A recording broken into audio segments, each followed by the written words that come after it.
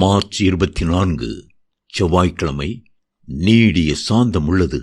அன்பு நீடிய சாந்தமும் தயவும் உள்ளது. 1 கொரிந்தியர் 13:4.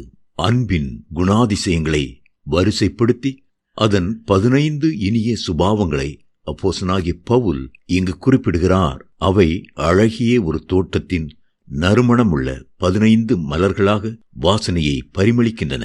அன்புதான் ஒரு மனிதனுக்கு இனிமையான சுபாவங்களை தந்து நற்கந்தமாய் வாசனை வீசச் செய்கிறது. அன்பின் குணாதிசயங்கள் ஏராளமானவை. அவற்றில் அன்பு நீடிய சாந்தமுள்ளது என்பதே முதன்மையானது. அன்பு இருந்தால் எப்படிப்பட்ட கொடுமையையும் தீங்கையும் பொறுமையாய் சகிக்க முடியும். அன்பிருக்கும் போது ஒரு கன்னத்தில் அறைகிறவளுக்கு மறு கன்னத்தை காண்பிக்க முடியும். அன்பு பழிக்கு பழி வாங்க விரும்புவது இல்லை.